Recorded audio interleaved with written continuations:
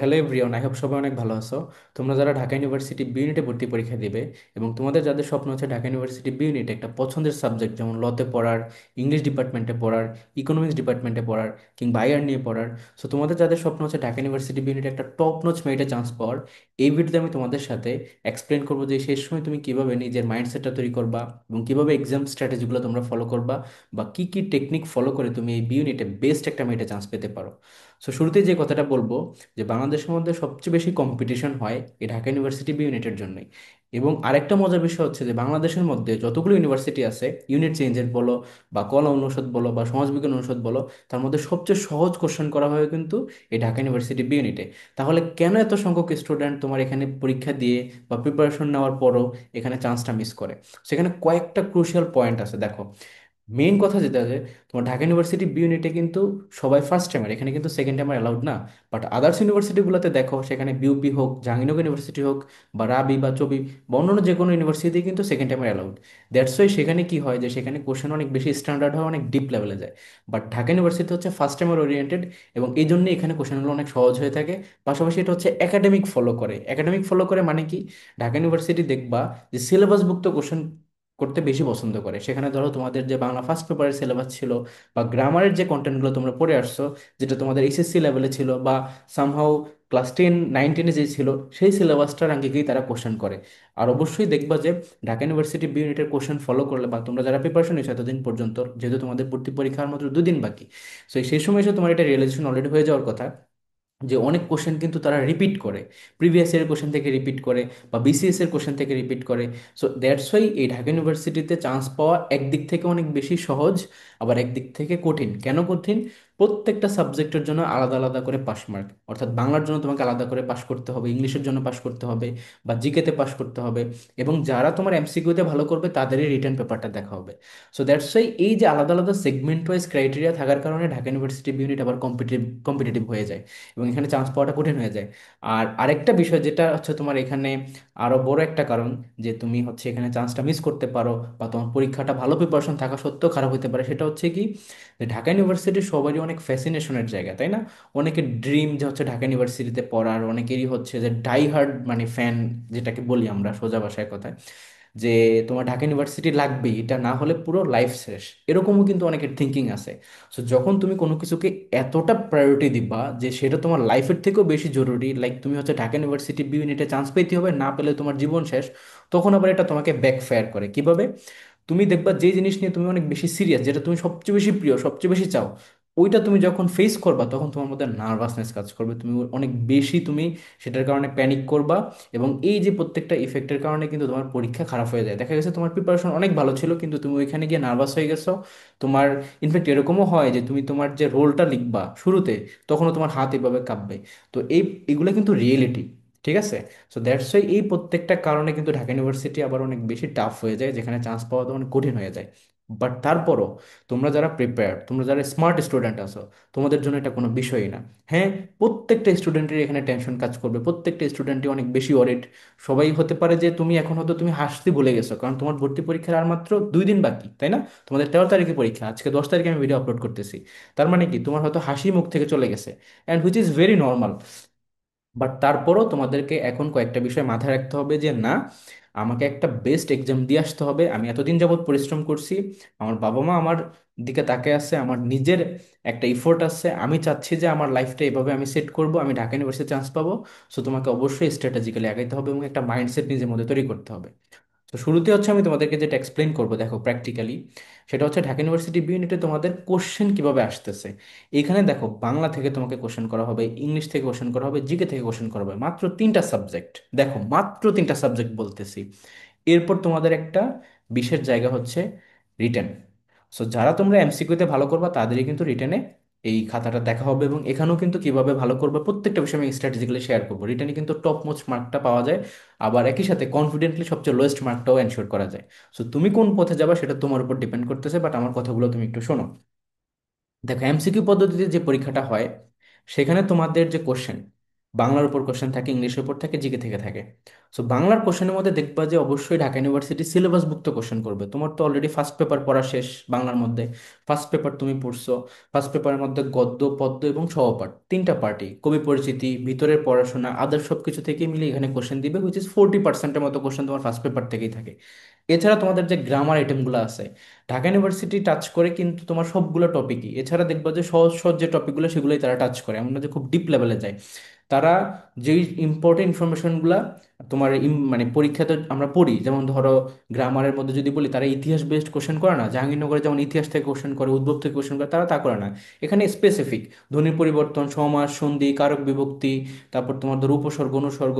এছাড়া যেগুলা আদার্স ইউনিভার্সিটিতে আসে না, যেমন ধরো তোমার ট্রান্সলেশন আসতে পারে, প্রবাদ আসতে পারে, বা বানান উচ্চারণ। এছাড়া তোমার আদার্স যেগুলো সিলেবাসভুক্ত আছে, তাই না, এই যে পুরো বাচ্চ, তারপরে উক্তি, এছাড়া একটা সেন্টেন্সের টাইপ, মিশ্র, জটিল, যৌগিক, ক্রিয়ার কাল, এই টপিকগুলো থেকেই কিন্তু তারা বেশিরভাগ কোশ্চেন করে, হুইচ ইজ ভেরি নর্মাল। কেননা ঢাকা ইউনিভার্সিটি সিলেবাসভুক্ত কোশ্চেন করবে, তার মানে এখানে তারা একটা জিনিস টাচ করার ট্রাই করে যে ইন্টারমিডিয়েটে বা তার আগের সিলেবাসের মধ্যে কোন কোন জিনিসগুলো ছিল। তো ওই জিনিসগুলোকেই তারা, বা বোর্ড বইয়ের বা এর আগের পাঠ্য বইয়ের যে টপিকগুলো বেশি ইম্পর্টেন্ট, সেখান থেকে তারা বেশি কোশ্চেন দেয়। সো এটা তোমরা মাথায় রাখবা। অ্যান্ড দেন হচ্ছে তোমাদেরকে এখানে বাংলা বিরোচন থেকে হয়তো কিছু কোশ্চেন দিবে, সেখানে বাগধারা আসে, এক কথায় প্রকাশ আসে, পারিভাষিক শব্দ, which is very very important. এভাবে তোমাদেরকে কোশ্চেন দিবে। তো শেষ সময় তুমি এখন কি করবা? তোমার তো পরীক্ষার মতো 2 দিন আছে। তো আমি তোমাকে বলবো যে তুমি নিজে তোমার একটা বই খুলবা, যে বইটা তুমি ফলো করো। নিশ্চয়ই তুমি একটা বই ফলো করো বাংলার জন্য, হতে পারে যে কোনো বই, আমি এখন কোনো বইয়ের নাম বলতেছি না, তোমার কাছে যেটা আসে সেটাই। তুমি ইন্ডেক্সটা দেখবা যে অ্যাকচুয়ালি কি কি আছে। বাংলা ফার্স্ট পেপারের মধ্যে এই আছে, তোমার বাংলা গ্রামার মধ্যে এই আছে, সহপাঠ বা বিরোচনা অংশ যেটা, সেটার মধ্যে এই আছে। এখানে তুমি তাকালেই বুঝতে পারবে যে তোমার কোন টপিকে পড়া হয় নাই, বাট এটা থেকে যে ঢাকা ইউনিভার্সিটিতে কোশ্চেন আসে, তুমি সাথে সাথে ওই টপিকটা পড়ে ফেলো। যদি ভিতরের কনসেপ্ট বুঝতে প্রবলেম হয়, অ্যাটলিস্ট প্রিভিয়াস ইয়ারের যে কোশ্চেনগুলো আসছে বিভিন্ন ইউনিভার্সিটির বিসিএস এর, ওই কোশ্চেনগুলো অ্যাটলিস্ট সলভ করে ফেলো। এটা তোমার শেষ মুহূর্তের একটা বেস্ট হেল্প করবে অ্যাডমিশনে ভালো করার জন্য। কারণ অনেক কোশ্চেন আসে এখানে, রিপিটেডলি চলে আসে। এবং বাংলার ক্ষেত্রে ম্যাক্সিমাম কোশ্চেন তোমার প্রিভিয়াস ইয়ারের কোশ্চেনের সাথে রিলেট করা যায়। কারণ বাংলার মধ্যে নতুনত্ব আনার সুযোগ নেই। তুমি কিভাবে এক্সপেক্ট করো যে একটা টিচার তোমাকে নতুন কিছু বানিয়ে দিবে? তারা ওই সিলেবাসের মধ্যে থেকেই দিবে কোশ্চেন। আচ্ছা, নেক্সট হচ্ছে ধরো তোমার English. So English is very crucial. অনেক সময় দেখা যায় ঢাকা ইউনিভার্সিটিতে 10% স্টুডেন্টও ইংলিশে পাস মার্কই তুলতে পারে না। এটা কেন হয়? এটা হওয়ার পেছনে কারণ হচ্ছে তোমরা অ্যাকচুয়ালি পড়ো, কিন্তু তোমাদের বেসিক স্ট্রং না। ঢাকা ইউনিভার্সিটিতে দেখবা এই যে এমসিকিউ পদ্ধতিতে যে কোশ্চেনগুলো আসে ইংলিশের মধ্যে, সেখানে অলমোস্ট যেমন আদার্স ইউনিভার্সিটি যেগুলা, সেখানে দেখবা যে কিছু কিছু ফিক্সড টপিক আছে এবং তারা খুব অ্যাডভান্স লেভেলে কোশ্চেন করে। সাপোজ ধরো সেখানে তোমাকে কোশ্চেন দেওয়া হবে ইনভার্সন থেকে, ড্যাংলিং মডিফায়ার থেকে, পিন পয়েন্ট এরর থেকে, সেন্টেন্স কারেকশন থেকে, এরকম স্পেসিফিক এই ধাঁচেরই কোশ্চেন দেওয়া হবে, বা প্যাসেজ সলভ, কম্প্রিহেনশন, এইরকম টাইপের কোশ্চেন দিবে আদার্স ইউনিভার্সিটিগুলোতে। বাট ঢাকা ইউনিভার্সিটি করে কি, তারা হচ্ছে কোশ্চেন দিবে হচ্ছে তোমাকে এখানে যে মানে যে কোনো টপিকেরই বেসিক জায়গাটা, বাট একটু কনফিউজিং। সে ফর এক্সাম্পল ধরো তোমাকে এখানে পার্টস অফ স্পিচ থেকে তো অবশ্যই কোশ্চেন দিবে, আইডেন্টিফিকেশন, ক্লজ এন্ড ফ্রেজ, এটা ইম্পর্টেন্ট। রাইট ফ্রম ভার্বসের রুলসগুলো অনেক বেশি ইম্পর্টেন্ট, মানে এখান থেকে প্রায় 3-4টা মতো কোশ্চেন থাকবে। এছাড়া ধরো অ্যাপ্রোপ্রিয়েট প্রিপোজিশনের যে রুলসগুলো আছে না, সেখান থেকে তোমাদেরকে কোশ্চেন দিতে পারে একটার বদলে 3-4টা। ঠিক আছে, আর্টিকেল দিয়ে দিতে পারে 2টা করে। তারপর তোমার হচ্ছে আদার যে সকল গ্রামারের রুলস আছে, কন্ডিশনাল, সেন্টেন্স কারেকশন, বা পিন পয়েন্ট এরর, বা যেগুলো তোমাদের সিলেবাসভুক্ত একাডেমিক টপিক, সেগুলো তো অবশ্যই দিবে, যেমন ধরো narration, tag question, voice change, transformation, এইগুলা। তো তোমার যেটা করণীয় যে তুমি এখন ইন্ডেক্স দেখে যে বই আছে সেই বইয়ের দিকে তাকাও যে তোমার কোনো টপিকে ল্যাকিংস আছে কিনা। যদি ল্যাকিংস থেকে থাকে তুমি সেটাকে এখন সলভ করে ফেলো। It's time to work on your weakness. তোমার উইকনেস দূর করতে হবে। তুমি কিন্তু অনেক কিছু পড়ছো, বাট ওই উইকনেসটা দূর করতে হবে। এবং আরেকটা বিষয় কি, এই যে বাংলা ইংলিশের কথা যে বললাম না, ইংলিশের ক্ষেত্রে আরেকটা ইম্পর্টেন্ট বিষয় হচ্ছে যে এখানে এগুলো তো গ্রামাটিক্যাল টপিক। এছাড়া ধরো ভোকাবুলারি আসবে, সিনোনিম আসতে পারে বা অ্যান্টোনিম আসতে পারে। তারপর তোমার হচ্ছে এই যে অ্যাপ্রোড প্রিপোজিশন এখান থেকে আসে। তারপর ধরো স্পেলিং আসতে পারে। দেন তোমার এই যে idioms and phrase, one word substitution, এগুলো আসতে পারে। আর অবশ্যই একটা ফিগার অফ স্পিচ আসবে। ফিগার অফ স্পিচ মানে কি, যে সিমিলি, মেটাফোর, এখান থেকে একটা পাবাই মাস্ট। মেটাফোর, পার্সনিফিকেশন, অক্সিমোরন, তারপর তোমার হাইপারবোল, এরকম টাইপের থাকবে। তো এগুলো তোমরা আই গেস এতদিনে পড়ছো। আর এগুলো খুবই, একবার বুঝলেই হয়। এটা এমন না যে মুখস্থ করার জিনিস বা এটা বারবার পড়ার জিনিস, তা না। একবার বুঝলে এমনিতেই তুমি এটা পারবে। এটা হচ্ছে জাস্ট প্র্যাকটিক্যালি সলভ করার মতো বিষয়। সো প্যাসেজও কিন্তু আবার ঢাকা ইউনিভার্সিটিতে খুব একটা আসে না।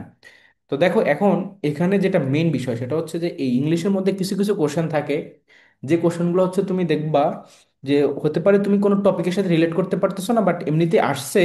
এবং সেই সেই কোশ্চেনটা এরকম যে দেখবা যে একটা রুলস, ধরো রাইট ফ্রম ভার্ব বা সাবজেক্ট ভার্ব এগ্রিমেন্টের বা যে কোনো একটা যেমন ধরো আমরা যে আনলেসের ব্যবহার দেখি, ওয়াইলের ব্যবহার দেখি, তারপর ধরো টিল আনটিলের ব্যবহার দেখি, বা হচ্ছে সে ফর এক্সাম্পল সিন্সের ব্যবহার দেখি।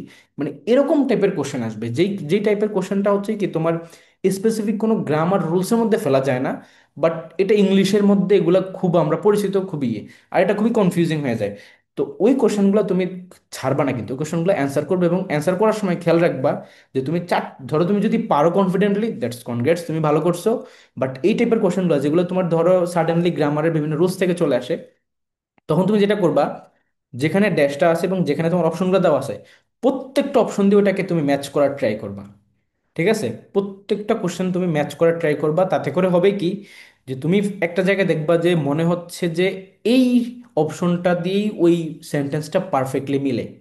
তো এইখানে এইটা কাজে দেয়, কেননা ঢাকা ইউনিভার্সিটিতে তোমার সুপারফিশিয়ালি কোশ্চেন করে, তো সেখানে দেখা যায় যে যখন সুর মিলে, আমরা বলি না ওই সময় যে সুর, অনেকে দেখবা যে বাই ডিফল্ট ইংলিশে এমনিতেই ভালো, মানে ইংলিশ পড়ে না বাট এমনিতেই ভালো। ধরো তুমি ইংলিশের মধ্যে একটা টপিক খুব ভালোভাবে পড়ে আসছো, তুমি যত মার্ক পাইছো, ওরা সারা রাত ঘুমাইছে, সকালবেলা এসে পরীক্ষা দিয়েছে তোমার সাথে, ও তোমার থেকে বেশি পেয়ে গেছে। অনেকে আছে বাই ডিফল্ট বাই বর্ন এমনিতেই ভালো, ওর ওর ব্লাডে ওইটা আছে। তো যারা তোমরা ওইটা আসো, তোমরা দ্যাট মিনস কি তুমি এমনিতে ইংলিশ পারো। সো অনেক স্টুডেন্ট যারা আছে তারা এটা ফলো করে।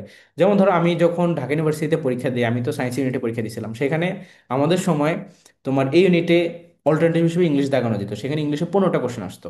তো আমি সেটার মধ্যে 14টা দাগেছিলাম, আমার 14তে আমি 14ই পাইছি, ঢাকা ইউনিভার্সিটিতে দেখা যায় আমার। তো রিয়েলিটি হচ্ছে কি, আমি কিন্তু এটা বলবো না যে আমি ইংলিশে মানে অনেক ভালো প্রিপারেশন নিয়ে সেখানে পরীক্ষা দিচ্ছি, অ্যাকচুয়ালি না, আমার তো সায়েন্সের প্রিপারেশন ছিল। বাট আমি কিন্তু এখানে একটা ভালো মার্ক পাইছিলাম, লাইক 14টা দাগেছি, 14টাই হয়েছে।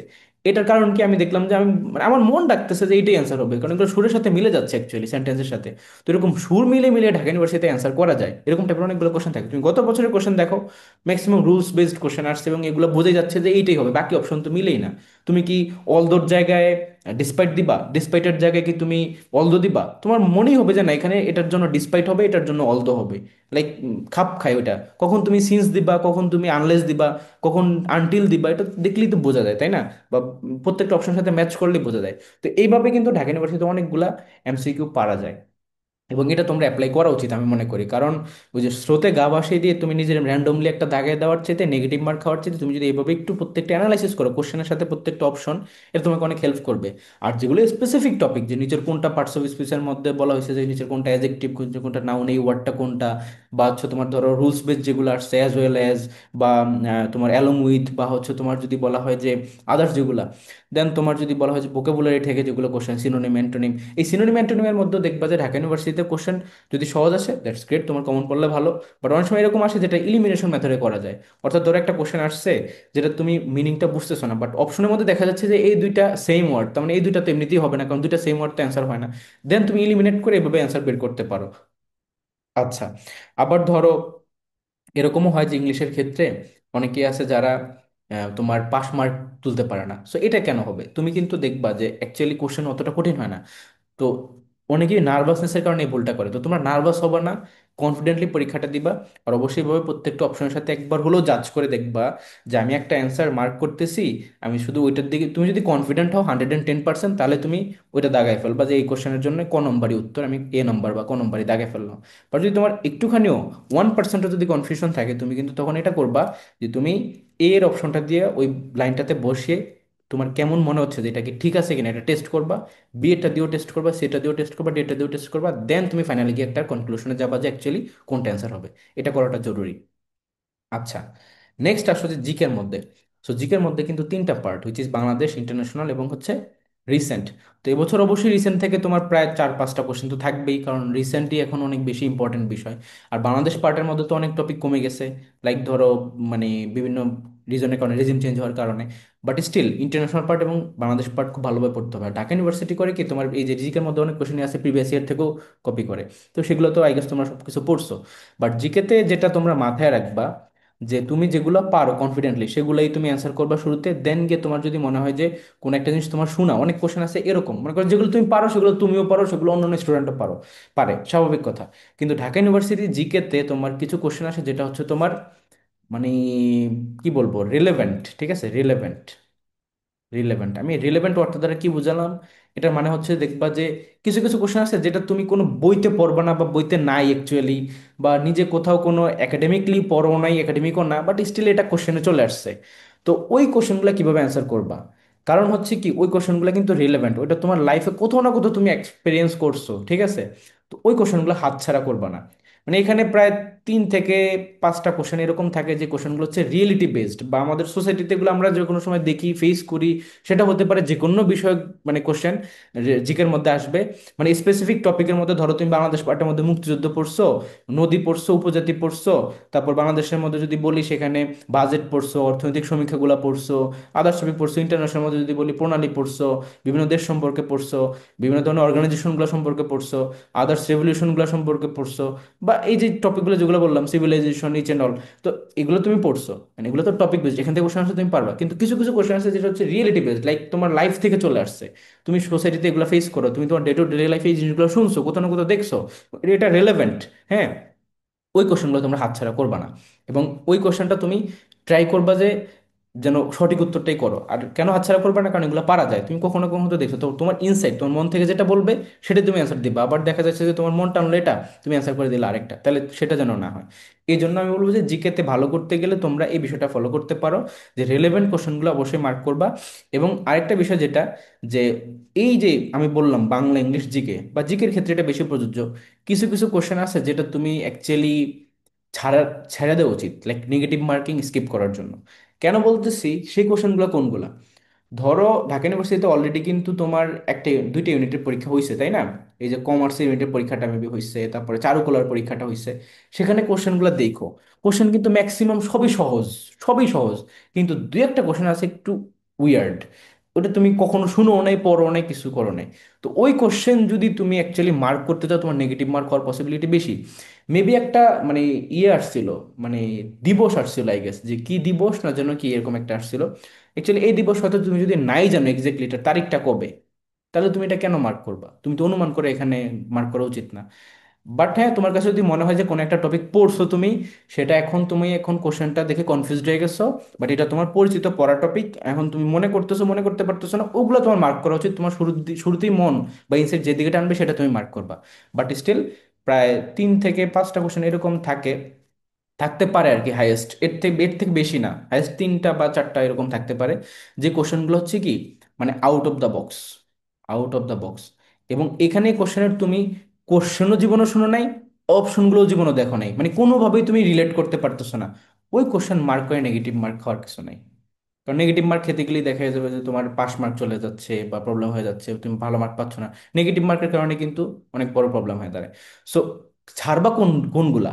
শুধুমাত্র এই আউট অফ দ্য বক্সটা, যেটা কোনোভাবেই তোমার পরিচিত লাগতেছে না এবং বুঝতেছো যে অ্যাকচুয়ালি এটা দাগানো মানে হচ্ছে ভুল মার্ক হওয়া। ঠিক আছে, কারণ কোনোভাবেই তুমি রিলেট করতে পারতেছো না।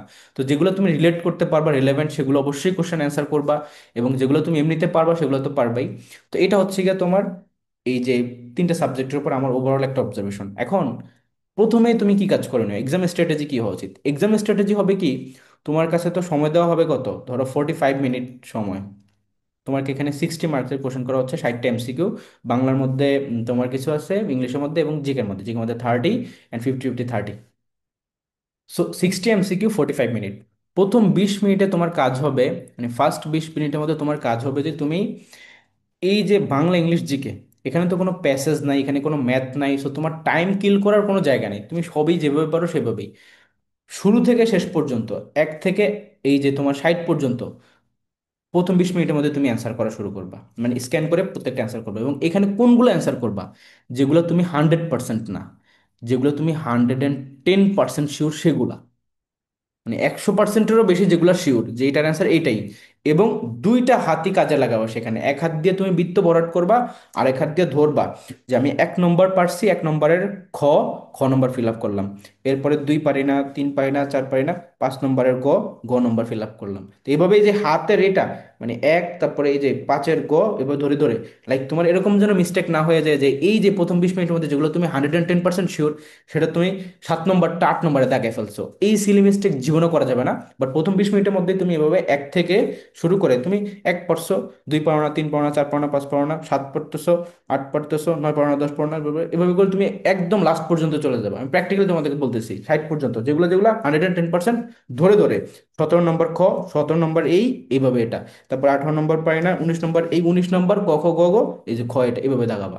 লাইক তোমাকে হাত দুইটাই কাজে লাগাতে হবে ধরে ধরে, কারণ একটা আরেকটা যাতে না ফিল আপ হয়ে যায়। এবং আরেকটা বিষয় সেটা হচ্ছে, তুমি এভাবে ধরো মার্ক করলা প্রথম 60টা, এর মধ্যে তোমার প্রথম সাপোজ 20 মিনিটের মধ্যে তোমার দাগানো হয়ে গেছে 30টার মতো।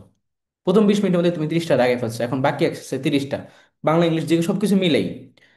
এখন তুমি কি করবা, যে আবার যে তোমার হাতে 25 মিনিট আছে না, এই 10 মিনিটের মধ্যে তুমি এখন বাকি যেগুলো আছে, যেগুলোর মধ্যে তুমি একটু কনফিউজড বাট মনে হচ্ছে না পারবা, মানে 90% শিওর এরকম, সেগুলোও তুমি মার্ক করবা। এভাবে ধরো তুমি আরো 15টার মতো মার্ক করলা, ঠিক আছে, 10 মিনিটের মধ্যে, নেক্সট 10 মিনিটের মধ্যে। তো তোমার হাতে এখনো সময় কত মিনিট আছে, লাইক তোমার 30 মিনিট গেল, এখনো তোমার 15 মিনিট আছে। এখন কোশ্চেন বাকি আছে কয়টা, দেখো 15টা। এখনো কিন্তু মানে 15টা না তো, হ্যাঁ, তোমার এখনো 15টা কোশ্চেন বাকি আছে, লাইক 45টা হয়েছে, এখনো 15টা কোশ্চেন বাকি আছে। এখন এই 15টার মধ্যে কিন্তু তুমি কিন্তু অনেক বেশি কনফিউশনের মধ্যে আসো, সাপোজ অনেক বেশি কনফিউশনের মধ্যে আসো। তো এখন তুমি হচ্ছে অ্যাকচুয়ালি সলভ করার ট্রাই করবা ডাই হার্ড, ঠান্ডা মাথায় সবকিছু অপশনের সাথে অপশন মিলিয়ে, মানে প্রত্যেকটা অপশন দিয়ে মিলিয়ে, তারপরে এমনিতে তোমার নিজের মেমোরি ইউজ করে 50-50 চান্স ইলিমিনেশন মেথড সবকিছু অ্যাপ্লাই করে তুমি 15টার মধ্যে ধরো অ্যাটলিস্ট অর্ধেক তো পারবো, অর্ধেক তো মার্ক করবা। ধরো তুমি আরো 8টা মার্ক করলা, তোমার বাকি রয়ে গেলো ধরো আর 7টা। এই 7টা হচ্ছে তোমার হয়তো স্কিপ করা লাগতে পারে, যেগুলো যদি একদমই কঠিন কোশ্চেন হতে তুমি 7টা স্কিপ করবা, লাইক ওগুলো মার্ক করার দরকার নেই। বাট এই 8টা তোমাকে অ্যাটলিস্ট রিস্ক নিয়ে দাগানো উচিত। সেইভাবে করে তুমি ধরো এমসিকিউর মধ্যে একটা বেস্ট পরীক্ষা দিতে পারো। আমি প্র্যাকটিক্যালি তোমাকে বললাম এটা। এখন এখানে এটা কেন জরুরি, কারণ হলো যে তুমি যদি এভাবে টাইম দেখো, যেগুলো তুমি পারো, এই যে 110% শিওর, সেইগুলো থেকে টাইম সেভ করে নিয়ে আসতে হবে। প্রথম 20 মিনিটের মধ্যেই তুমি সবগুলো যদি দাগে ফেলো, এভাবে 1 থেকে 60 পর্যন্ত যেগুলো 100% শিওর, এটা তো দ্রুত দাগে ফেলবা, দ্রুত শেষ হয়ে যাবে। এই সেভিং টাইমটাই তুমি পরবর্তীতে অ্যানালাইসিস যখন করা লাগতে পারে, সেই এই যে বাকিগুলোর জন্য তুমি তখন দিতে পারবা। এই জন্য এটা জরুরি। আচ্ছা, এখন এখানেও একটা বিষয় আছে। অনেক স্টুডেন্ট আছে এখানে সিলি মিস্টেক করে বসে, তারা ধরো মানে ফার্স্ট টাইমার স্টুডেন্ট তো, অনেক নার্ভাসনেস, অনেক ভয় ভীতি সবকিছু মিলিয়ে তারা ধরো হতে পারে কি, যে একটা বলতে আগায় ফেলতে পারে। তো আমি বলবো যে অবশ্যই তুমি তোমার এই যে বাম হাতটা সাথে সাথেই রাখবা, যে এইটারটা এত, এবং বারবার তুমি বলে বলে দাগাবা। লাইক তুমি 17 নম্বর খ দাগাইছো, এখন তুমি 18 নম্বর দাগাইতেছো, তুমি 18 নম্বর, এই যে 17 18 বলে ধরে তারপর গিয়ে তুমি দাগাবা, কারণ এগুলো কিন্তু 110% শিওর, তুমি এগুলো এক একটা তোমার পারা কোশ্চেন। পারা কোশ্চেন একবার ভুল হওয়া মানে কি তোমার পরীক্ষা শেষ। তো এই জন্য বলবো যে এটা করা যাবে না, একটু কেয়ারফুল থাকতে হবে অবশ্যই। এখন চলে আসো যে, তাহলে এই হচ্ছে এমসিকিউর জন্য সবকিছু যে কিভাবে কি করা উচিত। এখন শেষ সময় এসে তুমি কি পড়বা, তো আমি যেটা সাজেস্ট করি যে শেষ সময় এসে তুমি তোমার ওই যে উইকনেসগুলোর উপর কাজ করবে, এবং ভোকাবুলারিগুলো একটা রিভিশন দিতে পারো, ভোকাবুলারি, সিনোনিম অ্যান্টোনিমগুলা, প্রিভিয়াস ইয়ারের কোশ্চেনগুলা। তো যেহেতু এখান থেকে রিপিট আসে অনেক সময়, দেন হচ্ছে তোমার মানে যেই টপিকগুলো অ্যাকচুয়ালি রিভিশন দেওয়ার প্রয়োজন, জিকের মধ্যে অনেক টপিক আছে যেগুলো রিভিশন দেওয়ার প্রয়োজন, যেমন সাপোজ ধরো স্ট্রেট প্রণালী, তুমি আগে পড়ছো ঠিক আছে, বাট তুমি কতটুকু 100% শিওর, যদি বলি যে তোমাকে যে হচ্ছে দার্দানিলিস প্রণালী কিসের মধ্যে, তুমি কিন্তু কনফিউজ হয়ে যাবে আসলে কোনটা জানি। তো এই জন্য এই জিনিসগুলো এখন রিভিশন দেওয়ার টাইম, কারণ এখন আজকে পড়বা কালকে তো ঠিকই মনে থাকবে, তো পরীক্ষা তো তোমার পড়ছুই। তো এই জন্য এই যে যে সকল টপিকগুলা শেষ সময় এসে যে রিভিশন দেওয়ার মতো, ওই জিনিসগুলো একটু রিভিশন দিবা, যেগুলো থেকে কোশ্চেন হয়, এবং লিস্ট করা টেবিল বেসড ইনফরমেশনগুলো, এগুলাকে তুমি রিভিউ করতে পারো। ইংলিশের মধ্যে ভোকাবুলারিগুলো পড়তে পারো, অ্যাপ্রোপ্রিয়েট প্রিপোজিশন গুলা, তারপর গ্রুপ ভার্বস যদিও তো আসতে দেখিনি ঢাকা ইউনিভার্সিটিতে, সিনোনিম অ্যান্টোনিম গুলা, তারপর তোমার স্পেলিং গুলা, অ্যান্ড দেন তোমার যে গ্রামার রুলস যেগুলা, ঠিক আছে, ইম্পর্টেন্ট, যেমন তোমার ধরো নাম্বার, জেন্ডার, তারপরে হচ্ছে একই সাথে তোমার এই যে কি বলবো, ওই যে sentence correction, pin point error, then তোমার হচ্ছে ওই যে পার্টস অফ স্পিচের রুলসগুলা, কিভাবে তোমার এই যে করা হয়, ইন্টারচেঞ্জ করা হয় এইগুলা, দেন রাইট ফর্ম ভার্বস রুলসগুলা, সাবজেক্ট বা এগ্রিমেন্টের রুলসগুলা, কন্ডিশনালগুলা। তো এই জিনিসগুলো হচ্ছে তুমি জাস্ট একটু কনফিডেন্টলি রিভিউ করে ফেলবা, যে এখান থেকে এইভাবে কোশ্চেন হয়, আর এটার মধ্যে এই রুলসগুলো আছে, আমি জাস্ট একবার ওভারভিউ করি, এই আর কি। অত ডিপলি পড়ার এখন সময়ও নেই, ওরকম প্রয়োজনও নেই অ্যাকচুয়ালি। বাংলার মধ্যেও সেম ভোকাবুলারি, এটা একটু রিভিশন দিবে। বাংলার মধ্যে ভোকাবুলারির মধ্যে কিন্তু অনেক কিছু আছে, যেমন ধরো বানান, উচ্চারণ, এগুলো গ্রামার হলো, এগুলো ভোকাবুলারি। উপসর্গের লিস্ট, এটা ভোকাবুলারি। তারপর যদি বলি যে দ্বিরুক্তি শব্দের লিস্ট, সেগুলো ভোকাবুলারি কাইন্ড অফ, তাই না, এগুলো পড়তে হবে তো। তোমার কোথায় কি বোঝাচ্ছে সেটা কিন্তু কাইন্ড অফ মুখস্থই করা লাগে। তারপর ধরো যদি বলি যে মানে বাংলার মধ্যে এমনিতে বাগধারা পড়া লাগবে, প্রিভিয়াস ইয়ার কোশ্চেনগুলো অ্যাটলিস্ট সলভ করো। তারপরে এক কথায় প্রকাশগুলা, তারপর ধরো মানে সন্ধি লিস্ট, এটাও কিন্তু ভোকাবুলারি কাইন্ড অফ মুখস্থিত করা লাগতেছে তোমাকে। তো এই জন্য এই জিনিসগুলো একটু পড়বা শেষ সময় এসে, কারণ এগুলা কাজে দিবে। আর অবশ্যই তোমার জিকের জন্য বলবো যে টেবিল বেসড ইনফরমেশনগুলো যেটা তোমার পড়া আছে বাট স্টিল তুমি কনফিউজড হয়ে যাবা, সেই জিনিসগুলো এখন রিভিশন দেওয়ার টাইম, কারণ এগুলো থেকে কোশ্চেন আসে তাই। আর অবশ্যই রিসেন্টে যদি কারো কোনো ল্যাকিংস থাকে, রিসেন্ট পার্টটা খুব ভালোভাবে পড়বা এই শেষ সময় এসে। এখন চলে আসো রিটেন পার্টের মধ্যে। সো রিটেন নিয়ে আমার কিছু কথা আছে। রিটেন নিয়ে কি বলবো, রিটেনের কোশ্চেন আসে কি নিয়ে, বাংলা থেকে এবং ইংলিশ থেকে। একটু টপিক বেসড আগাই। ধরো রিটেনের মধ্যে বাংলা থেকে কোশ্চেন আসে কি কি, বাংলার মধ্যে তোমাকে অনুচ্ছেদ বেসড কোশ্চেন দিবে, যেটা হচ্ছে ফার্স্ট পেপার থেকে, ফুললি ফার্স্ট পেপার থেকে। এখন এইটা তো তোমার পারা উচিত, তুমি 2 বছর ইন্টারমিডিয়েটে পড়ছো ফার্স্ট পেপার, অ্যাডমিশনের জন্য এখন আবার সিরিয়াসলি পড়ছো, তো এখান থেকে যদি কোনো একটা অনুচ্ছেদ বেসড কোশ্চেন আসে, এটা তুমি কেন পারবে না? তো ফার্স্ট পেপার থেকে যেটা আসবে অনুচ্ছেদ বেসড, সেটা এমনিতেই তোমার পারা উচিত বাংলার জন্য। এছাড়া কি আসে, এছাড়া আসে তোমার হচ্ছে সারাংশ বা সারমর্ম। কোনটা আসে সেটা বলা যায় না, বাট আমি এখানে তোমাদেরকে কিছু টেকনিক শেয়ার করব। সারাংশ বা সারমর্ম অলওয়েজ 3 লাইনে লেখার ট্রাই করবা, ঠিক আছে? 3 লাইন বেটার। যদি সারাংশ থাকে তাহলে তো সেটা বুঝতে ইজি হয়, তোমাকে একটা প্যাসেজ মতো দেওয়া থাকে ছোট করে, তুমি সেটাকে সারাংশ লিখো। আবার বা সারমর্ম হয় সেক্ষেত্রেও যদি প্যাসেজ আকারে দেওয়া থাকে, তখন ইজিলি ক্যাচ করা যায়, তুমি মিনিং বুঝতে পারো, তুমি তোমার মতো লিখবা। এখন অনেক সময় তোমার সেটা দেওয়া থাকে কবিতা আকারে, তখন কি করবা? বা লেখার জন্য এই যে বললাম যে 3 লাইনে লিখবা, কিভাবে লিখবা, এই প্রত্যেক জিনিস এখানে আমি তোমাদেরকে এক্সপ্লেন করবো। ধরো তুমি সারমর্ম লিখতেছো, সে ফর এক্সাম্পল, তোমাকে শুরুতেই হচ্ছে যেই যেই ডাটাটা দেওয়া থাকবে, যেটার উপর তুমি সারমর্ম সারমর্ম লিখবা, যে প্যাসেজটা হোক বা কবিতা আকার হোক, যেভাবে হোক, সেটাকে তোমাকে 3 বার পড়বা, কমপক্ষে 3 বার মনোযোগ সহকারে পড়বা, তাতে করে তুমি বুঝতে পারবা যে এটার মধ্যে মিনিংটা কি। এছাড়া প্রত্যেকটা লাইন লাইন ওয়াইজ পড়বা, প্রত্যেকটা ওয়ার্ড ওয়ার্ড আলাদা আলাদা, মানে মেইন মেইন ওয়ার্ডগুলোর মিনিং খুঁজে বের করার ট্রাই করবা। অনেক সময় দেখা যায় যে তুমি মিনিং বুঝতেছো না, তখন কি করবা? লাইন দিয়ে বোঝার ট্রাই করবা, ওয়ার্ড দিয়ে মিনিং বোঝার ট্রাই করবা, বা এমনিতেও টোটালটা দিয়েও মিনিং বের করার ট্রাই করবা। প্রথম কয়েকবার এভাবে 3 বার অ্যাটলিস্ট পড়তে হবে। দেন ধরো তুমি বুঝছো যে অ্যাকচুয়ালি কি কি কনসেপ্টের উপর বলা হয়েছে, তো লিখবা হচ্ছে 3 লাইনে, এবং প্রথম লাইনটা হবে এবং প্যারাগ্রাফ টাইপেরই লিখতে হয়। সারমর্মের মধ্যে কিন্তু আলাদা ডাবল প্যারা করা যায় না, একটা প্যারার মধ্যে লিখবা। আর এখানে তুমি কি লিখতেছো? In brief, brevity, brevity is the soul of wit, বলে না কথায়? তো এই যে তুমি ব্রিফলি লিখবা, সারমর্ম লিখবা, অবশ্যই তোমার এখানে অলংকার ইউজ করা যাবে না। তুমি অলংকার কেন ইউজ করবে? তোমাকে স্পেসিফিক টু দ্য পয়েন্টে কথা বলতে হবে। সো অলংকার ইউজ করবা না, একই বিশেষণ বারবার দিবা না। লাইক তুমি সাপোজ ধরো আমরা একটা কথা লিখতে যাচ্ছি যে মানুষ, এখন মানুষের আগে আমি একটা বিশেষণ দিতে যাচ্ছি যে শোষিত মানুষ। এখন অনেকে আছে যারা লিখবে শোষিত, নিপীড়িত, অত্যাচারিত মানুষ। এত বিশেষণের দরকার নেই, বিশেষণ হাইয়েস্ট একটা, একটার বেশি কখনো বিশেষণ দিতে যাবে না, কারণ এগুলো রিডান্ডেন্সি। তোমাকে এখানে সারমর্ম শর্টলি লিখতে বলছে, So, বিশেষণ বেশি ব্যবহার করা যাবে না। এছাড়া এই যে এটার মতো, এটার ন্যায়, এই যে সিমিলি বলি না আমরা যেটাকে, উপমা ব্যবহার করা, যে মনুষ্যত্বের ন্যায়, এটা মতো, মতো ন্যায়, এই ধরনের ওয়ার্ড ইউজ করা যাবে না। সো অলংকার স্কিপ করবা। তারপরে তোমার হচ্ছে বেশি বিশেষণ দেওয়া যাবে না, হাইয়েস্ট একটা বিশেষণ দিবা, এবং যে বিশেষণটা দিবা সেই বিশেষণটা একটু সুন্দরভাবে দিবা, সুন্দর ওয়ার্ড দিবা। তারপর হচ্ছে তোমার এই যে একই সাথে যেটা বললাম, যে উপমা ব্যবহার করার দরকার নেই, টু দ্য পয়েন্টে লিখবা। এবং প্রথমেই যে কথাটা, যেটার উপর তোমার সারমর্ম লিখতেছো, যে প্যাসেজটা দেওয়া আছে গিভেন, এইটার মেইন কথাটাই প্রথম লাইনে লিখে ফেলবা। প্রথম লাইন, 3 লাইনে লিখতে বলছে না, প্রথম লাইনে মেইন কথাটা লিখে ফেলবা। এরপর হচ্ছে একটা ইনফারেন্স ড্র করবা। ইনফারেন্স মানে কি, যে মানে অ্যাকচুয়ালি তোমার সম্পর্ক, ঠিক আছে, একটা রিয়েলিটির সাথে সম্পর্ক তুমি স্থাপন করে দিলা, অ্যান্ড ফাইনালি একটা ওপিনিয়নের মতো কথা বলে দিলে হয়ে যাবে, ঠিক আছে? এইভাবে সারমর্মটা লিখতে হয় বা সারাংশটা লিখতে হয়। এখন যদি ইন কেস কবিতা আকারে থাকে, তখন কি হয়? এবং কবিতা আকারে যখন থাকে তখন ম্যাক্সিমাম সময় দেখা যায় যে মিনিং বোঝা যায় না, তখন কি করবা? তো যদি তুমি মিনিংই না বুঝো, তুমি লিখবা কি? তুমি কিভাবে সারমর্ম সারাংশ করবা যদি কবিতা আকারে প্যাসেজ দেওয়া আগে দেওয়া থাকে?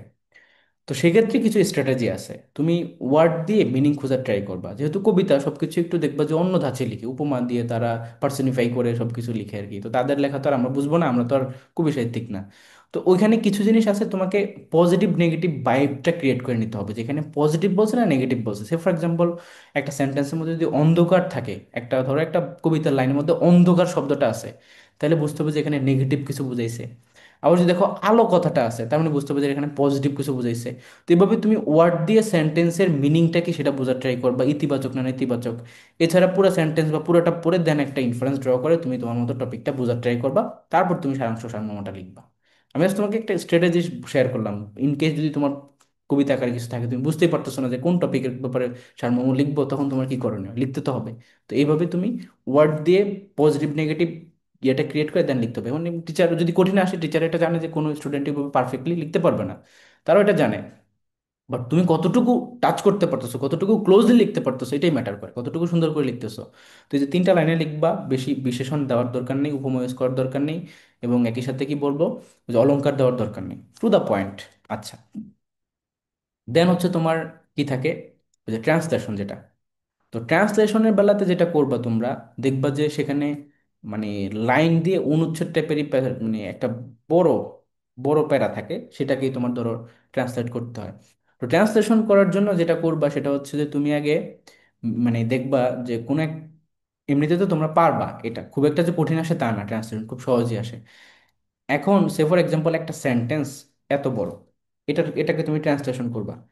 এটার মধ্যে তুমি সবই পারো, কিন্তু কিছু কিছু ওয়ার্ড মাঝে মধ্যে এরকম থাকবে, দু একটা ওয়ার্ড এরকম থাকতে পারে যে ওয়ার্ডটা তুমি কখনো দেখো নাই, শুনো নাই, তার মানে ওই ওয়ার্ডটার মিনিং তুমি জানো না। এই জন্য তুমি হচ্ছে কি করবা, কনটেক্সট ক্লু ইউজ করবা। কনটেক্সট ক্লু, এই কনটেক্সট ক্লুটা মানে কি, এটা মানে হচ্ছে ধরো তুমি বুঝতে পারতেছো না যে এই এই ওয়ার্ডটার মিনিং কি, এই জন্য তুমি পুরো সেন্টেন্সটার মিনিং লিখতে পারতেছো না।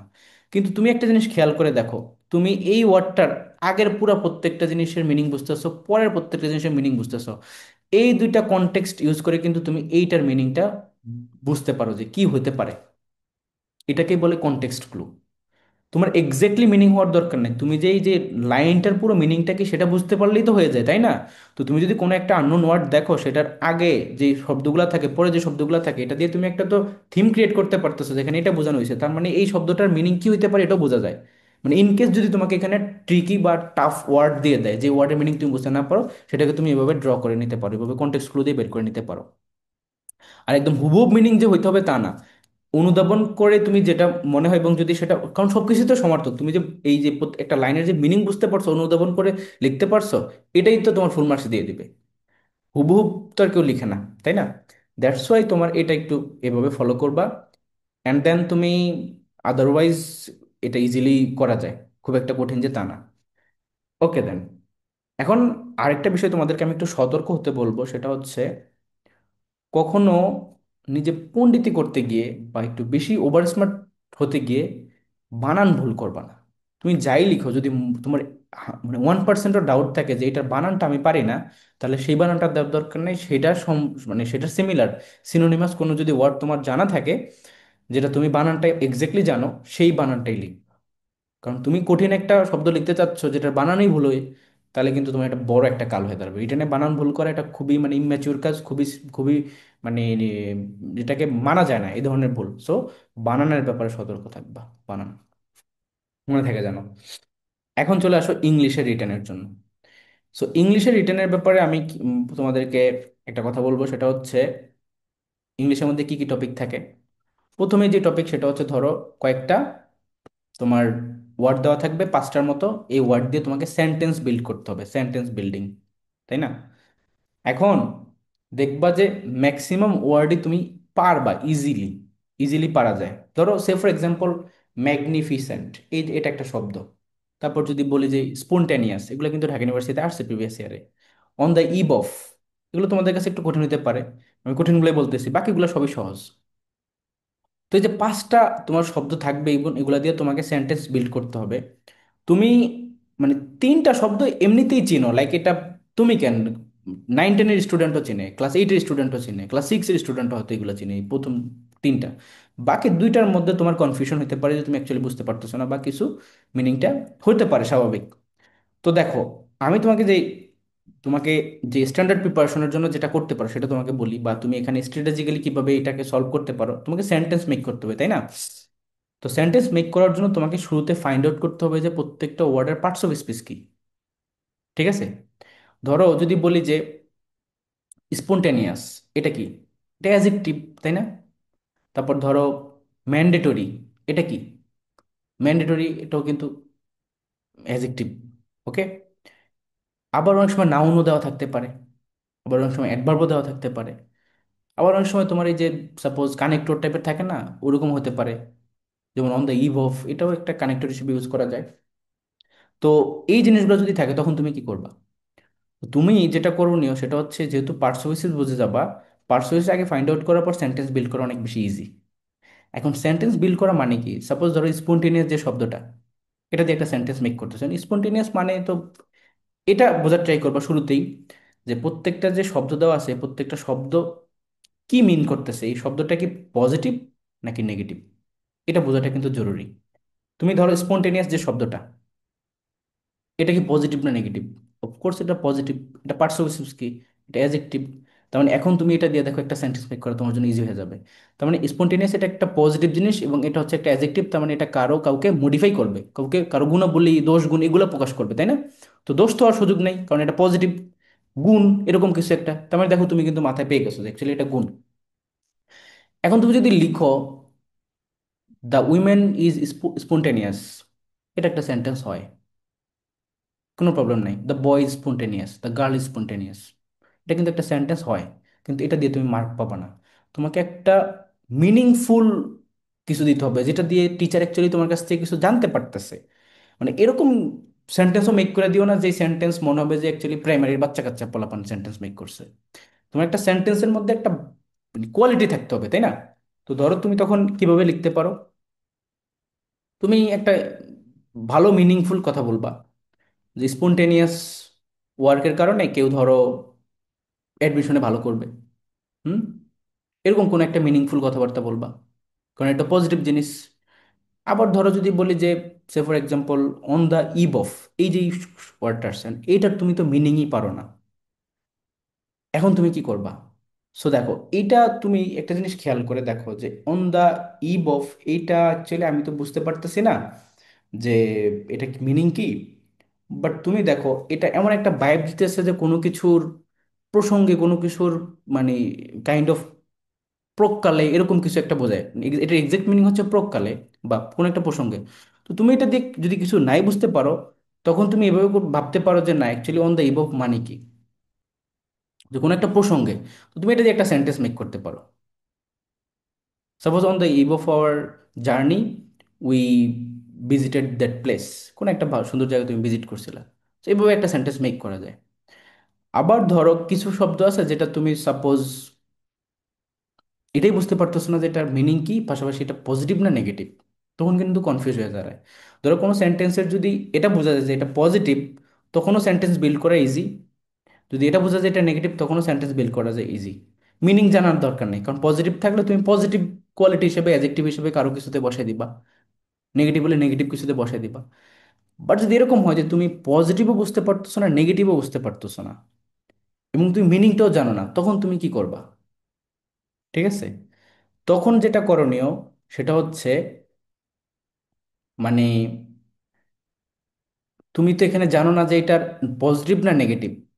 দ্যাটস তুমি এমন একটা সেন্টেন্স লিখবা যেখানে ওইটার অ্যাকচুয়ালি ইয়ে হবে না, মানে ওইটার কোনো কন্ট্রাডিকশন নাই। লাইক তুমি এটাকে নেগেটিভলিও দাও না, এটাকে পজিটিভলিও দাও নাই, এটাকে তুমি একটা নর্মাল ফেজে রেখে দিছো, মানে ওইটুকু লিখেই রেখে দিছো। তুমি আর পরবর্তীতে আউটকামটা লিখো নাই সেন্টেন্সের মধ্যে। এরকম এক্সাম্পল এখন মাথায় আসতেছে না। লাইক তোমাদের যদি প্রিভিয়াস এর কোশ্চেনগুলো দেখতে পারতাম তাহলে বলতে পারতাম। একটা কোশ্চেন, একটা অপশন ছিল এর ভিতরে, যেমন একটা ওয়ার্ড যেটা বোঝা যাচ্ছে না যে অ্যাকচুয়ালি এটা পজিটিভ ওয়ার্ড না নেগেটিভ ওয়ার্ড, মানে এটা কি, এটা অ্যাডজেক্টিভ সেটা বোঝা যাচ্ছে হয়তো। তো যেহেতু অ্যাডজেক্টিভ বোঝা যাচ্ছে, তার মানে তুমি এটা দিয়ে একটা সেন্টেন্স মেক করলা, কারো কোয়ালিটি বা কারো দোষ, দোষ বুঝেছে না কোয়ালিটি বুঝেছে সেটা তো আমি জানি না, আমি বুঝতে পারতেছি না, অর্থ জানি না। তখন যেটা করবা, যে এমন একটা সেন্টেন্স দিবা যেখানে তোমার অ্যাকচুয়ালি এটা বোঝাই যাবে না যে এটাকে তুমি, মানে আউটকামটা তো শেয়ার করো নাই, যেটার ফলে কি করছে, সে কি বিপদে পড়ছে, তাহলে মানে বুঝতে হবে যে সে নেগেটিভ কোনো একটা কাজ করছে। আর যদি তোমার সে ভালো কিছু করছে, তার মানে বুঝতে হবে যে এটা পজিটিভ কোনো একটা কাজ ছিল, তাই ভালো কিছু পাইছে। বাট তুমি এখানে কি আউটকাম আর শেয়ার করো না, তুমি বলছো যে সেরকম একটা কিছু করছে। হুম, দ্যাট মিন্স কি, যে তোমার ওই সেন্টেন্স তৈরি হয়ে গেছে কিন্তু আউটকাম শেয়ার করো নাই। তাতে করে এখন টিচার তোমাকে ফুললি যে কেটে দিবে তারও সুযোগ নেই, তোমাকে কিন্তু মার্ক দিতে বাধ্য সে। কারণ তুমি সেন্টেন্স বিল্ড করে দিছো এবং তুমি কিন্তু আউটকাম শেয়ার করো নাই, লাইক তোমার সেন্টেন্স হয়ে গেছে। তো এটার কি স্ট্র্যাটেজি, বাট আমি তোমাকে বলে রাখি যে তিনটা কি চারটা, মানে অ্যাটলিস্ট তিন থেকে চারটা, পাঁচটার মধ্যে তিন থেকে চারটা থাকে খুবই ইজি, যেগুলো তোমার পরিচিত। তুমি যেটা করবা, তুমি হচ্ছে সেন্টেন্সের পার্টস কি সেটা বোঝার ট্রাই করবা, সেটা কি পজিটিভ মিনিং দিচ্ছে নাকি নেগেটিভ মিনিং দিচ্ছে সেটা বোঝার ট্রাই করবা, দেন তুমি সেন্টেন্স বিল্ড করবা। এবং অবশ্যই একটা মিনিংফুল সেন্টেন্স দেওয়ার ট্রাই করবা, যদি পরিচিত ওয়ার্ড হয় মিনিংফুল সেন্টেন্স, লাইক তুমি একদম সহজভাবেও লিখো না, একদম মানে একদম কঠিন করতে গিয়ে আবার স্পেলিং মিস্টেক বা গ্রামার মিস্টেকও করবা না, সহজভাবে লিখবা। এটা হচ্ছে আমার পরামর্শ তোমাদের জন্য। ওকে, এই যে ওয়ার্ড থেকে সেন্টেন্স বিল্ডিং এর জন্য। এখন আরেকটা বিষয় যেটা, সেটা হচ্ছে তোমাদের এখানে প্যারাগ্রাফ আসে। প্যারাগ্রাফ, দেখো প্যারাগ্রাফের ভিতরে লেখার জন্য তোমাদেরকে প্রথমেই যে বিষয়টা মাথায় রাখতে হবে যে প্যারাগ্রাফ ঢাকা ইউনিভার্সিটিতে কি টাইপের আসে। তো আমি দেখলাম যে ঢাকা ইউনিভার্সিটিতে প্যারাগ্রাফ আসে হচ্ছে মূলত জিকে বেসড প্যারাগ্রাফ, আর বাংলাদেশকে রিলেট করে আসে। ঠিক আছে, ইন্টারন্যাশনাল কোনো টপিক থেকে আসে না, বা ওইরকম হাইপোথেটিক্যাল কোনো টপিক থেকেও তেমন একটা আসে না। লাইক ধরো একবার দেখছিলাম বাংলাদেশের ক্রিকেট সম্পর্কে আসছিল, তারপর ধরো বাংলাদেশের এই যে এখন ধরো যদি আমরা একটা অ্যাজিউম করে নিই যে কি আসতে পারে, জুলাই রেভলিউশন নিয়ে আসতে পারে। ওকে, এরকম, বা এডুকেশন সিস্টেম নিয়ে একবার আসছিল। তো এই ধাপের প্যারাগ্রাফ আসে। এখন প্যারাগ্রাফ রাইটিং এর জন্য যেহেতু এটা একটা মানে কম্পোজিশন রাইটিং এর মতো, অনেকটা কম্পোজিশন পার্টের মধ্যেই প্যারাগ্রাফ পড়ে, এখানে তোমাকে আগে স্ট্রাকচারের দিকে খেয়াল রাখতে হবে। সো প্যারাগ্রাফ যখন লিখবা তখন মনে রাখবা সেটাকে একটা প্যারাতে লিখতে হবে, তুমি ডাবল প্যারা করতে পারবে না, এক প্যারার মধ্যে লিখতে হবে। ঠিক আছে, এখন প্রথমেই যে লাইনটা লিখবা সেখানে হচ্ছে প্যারাগ্রাফের যে টপিকটা, সেই টপিকটার মেইন বিষয়টা তোমাকে বলতে হবে। এটাকে বলে টপিক সেন্টেন্স। দেন তুমি হচ্ছে তোমার কিছু ইনফারেন্স ড্র করে আর্গুমেন্ট দিতে পারো, এক্সাম্পল দিতে পারো। দেন গিয়ে তুমি হচ্ছে পজিটিভ নেগেটিভ সাইডটা এক্সপ্লেন করতে পারো, এরপরে তুমি কনক্লুশন দিতে পারো। এটা হচ্ছে প্যারাগ্রাফের নর্মাল স্ট্রাকচার। বাট ঢাকা ইউনিভার্সিটিতে প্যারাগ্রাফ আসা হচ্ছে জিকে বেসড, লাইক এখানে ইনফরমেশন দেওয়ার জায়গা থাকে। সে ফর এক্সাম্পল ধরো তোমাকে যদি কোনো একটা টপিক সম্পর্কে প্যারাগ্রাফ লিখতে বলা হয়, তুমি কি ইনফরমেশন দিবা? যেমন একবার আসছিল না যে তোমার মানে অ্যাকচুয়ালি বাংলাদেশের ক্রিকেট সম্পর্কে, তো এখানে তোমাকে ইনফরমেশন দিতে হবে। সে ফর এক্সাম্পল যে একজন টিচার তোমার কাছ থেকে কিছু জিনিস জানতে পারে, পরে বুঝতে পারে যে না ওর কাছ থেকে আমি কিছু জিনিস জানছি। সাপোজ ধরো তুমি লিখবা যে বাংলাদেশ কবে টেস্টের স্ট্যাটাসটা পাইছে, বাংলাদেশ কবে ওয়ানডে স্ট্যাটাসটা পাইছে, বাংলাদেশের রিসেন্ট যদি কোনো খেলার পজিটিভ কোনো ভাইব কিছু থাকে সেটাকে এক্সপ্লেন করতে পারো। আর যদি পজিটিভ কিছু না থাকে তাহলে স্কিপ করবা। এবং নেক্সট কোনো ইয়েতে বাংলাদেশ পার্টিসিপেট করতেছে খেলাতে, এটার ইনফরমেশন তো তুমি জিকে থেকে জানো, তো সেই ইনফরমেশনটাও সেখানে দিয়ে দাও, তাতে করে টিচার জানতে পারবে যে নেক্সট বাংলাদেশের কোথায় খেলা হইতেছে, এরকম জিনিসটা তুমি জানবা। আর অবশ্যই তুমি এখানে পজিটিভ কিছু যারা আছে, যারা ভালো খেলোয়াড় তাদের সম্পর্কে পজিটিভ ইনফরমেশন দিতে পারো। দেন ধরো অন্য একটা টপিক, আরো আলাদা কিছু টপিক হতে পারে। সে ফর এক্সাম্পল ধরো ম্যানার থেকে কোশ্চেন আসতে পারে, বা এডুকেশন রিলেটেড কোনো টপিক আসতে পারে, বা অ্যাওয়ারনেস রিলেটেড কোনো টপিক থাকতে পারে, বা এই যে তোমার ধরো এই যে এনভায়রনমেন্ট নেচার রিলেটেড কোনো টপিক থাকতে পারে। সো সেখানে যখন তুমি লিখবা সেখানে অফকোর্স তোমাকে কিছু পজিটিভ কথা বলতে হবে, যেটার মাধ্যমে টিচাররা অ্যাকচুয়ালি কিছু জিনিস জানতে পারে তোমার কাছ থেকে, যে তোমার অ্যাকচুয়ালি থিঙ্কিং আছে এই ব্যাপারে, তুমি পজিটিভ থিঙ্ক করতে পারো, তুমি এটা সম্পর্কে অ্যাওয়ার, তোমার এটা সম্পর্কে নলেজ আছে, তো এই ধরনের ইনফরমেশনগুলো দিবা। তো অনেক সময় হয় কি যে তোমাকে স্পেসিফিক টপিক বলে দেয়, সেটা তো ভালো, তখন তুমি বুঝতে পারবে যে কোন টপিকের উপর লিখতে হবে। আবার অনেক সময় দেখা যায় যে তোমার টপিক স্পেসিফাই করা থাকে না, তখন একটু টপিকটা ঘোরানোভাবে দেওয়া থাকে, তোমাকে এখান থেকে ফাইন্ড আউট করতে হয় যে অ্যাকচুয়ালি টপিকটা কি, তারপরে প্যারাগ্রাফ লিখতে হয়। যদিও ঢাকা ইউনিভার্সিটি স্পেসিফিক ভাবেই দেওয়া থাকে বেশিরভাগ ক্ষেত্রেই দেখা আমার। বাট যদি স্পেসিফাই না থাকে তখন তুমি এভাবে বোঝার ট্রাই করবো যে অ্যাকচুয়ালি টপিক কি। দেন হচ্ছে কি ওই টাইটেলটা লিখে তারপর তুমি লিখবা। আর অবশ্যই প্যারাগ্রাফ লেখার জন্য শুরুতে আগে টাইটেলটা লিখবা, প্যারাগ্রাফের নামটা কিসের উপরে, মানে কিসের উপর প্যারাগ্রাফ লিখতেছো। তারপর টপিক সেন্টেন্স, দেন তোমার এখান থেকে আরো আলাদা ইনফরমেশন দিয়ে পজিটিভ নেগেটিভ সবকিছু দিয়ে লাস্টে তুমি হচ্ছে কনক্লুড করবা। এবং একটা প্যারার মধ্যে সবকিছু রাখতে হবে। এছাড়া ধরো তোমার অনেক সময় এখান থেকে তোমার কি আসে, অনেক সময় প্রভাবের এক্সপ্লেনেশন জানতে চাই। সো ইংলিশের মধ্যে প্রভাবের এক্সপ্লেনেশন যদি জানতে চাই, সেটা তো অনেকটা অবশ্যই তোমার দেখো সারমর্ম যেভাবে তুমি লিখছো না, অনেকটা ওরকমই বাট একটু ডিফারেন্ট, কারণ এখানে তোমাকে ছোট একটা লাইন দেওয়া থাকবে, সেটার থেকে তুমি ইনফরমেশনটা বুঝে, মিনিংটা বুঝে তোমার মতো করে একটা প্রপার ইয়ে দিতে হবে। তো ধরো তুমি শুরুতেই প্রথম লাইনে, বেশি তো লাইন দিতে পারবে না, হয়তো তিন চার লাইন লিখতে হতে পারে। সো প্রথম লাইনটা যেটা লিখবা যদি এরকম থাকে যে তোমার এক্সপ্লেনেশন লেখার জন্য প্রথম লাইনে হচ্ছে কি এক্স্যাক্টলি ওখানে কি বোঝাতে চাইছে তারা, সেটার যে মিনিংটা কি, এই যে প্রভাবের মিনিংটা, তুমি এক্সাক্ট মিনিংটা তুমি শুরুতে প্রথম লাইনে লিখবা। এরপরে হচ্ছে তুমি ইনফারেন্স ড্র করবা যে অ্যাকচুয়ালি রিয়েলিটির সাথে কিভাবে সেটা রিলেটেড। ঠিক আছে, রিয়েলিটির সাথে কিভাবে রিলেটেড। তারপরে গিয়ে তুমি ফাইনালি একটা কনক্লুশন দিবা, ওই সেম সেম ওয়েতে ফাইনালি একটা কনক্লুশন দিবা যে অ্যাকচুয়ালি তাহলে আমাদের কি করা উচিত। ওকে, বা নিজের একটা ওপিনিয়ন দিতে পারো এরকম। সো ওভারঅল ইংলিশে রিটেনের মধ্যে এইভাবেই থাকে, তোমার প্যারাগ্রাফ থাকতে পারে, এক্সপ্লেনেশন আসতে পারে, এছাড়া তোমার এই যে মানে কি বলে, এবার প্রত্যেকটা ওয়ার্ড দেওয়া থাকতে পারে, সেখান থেকে তোমাকে সেন্টেন্স বিল্ড করতে বলতে পারে। তো অফকোর্স এখানে তুমি যেটা করবা, আগে হচ্ছে পার্সোনালিটি আইডেন্টিফাই করবে, এটা কি ভার্ব, তাহলে ভার্ব ওয়াইজ একটা সেন্টেন্স মেক করা ইজি হয়ে যায়। আগে আইডেন্টিফাই করে নেবে যে এটা কি অ্যাজেক্টিভ কিনা, তাহলে অ্যাজেক্টিভ দিয়ে তোমার সেন্টেন্স কীভাবে মেক করতে ইজি ইজি হয়ে যাবে। বা তোমার অন্য পার্টস হলো অন্য পার্টস স্পেস।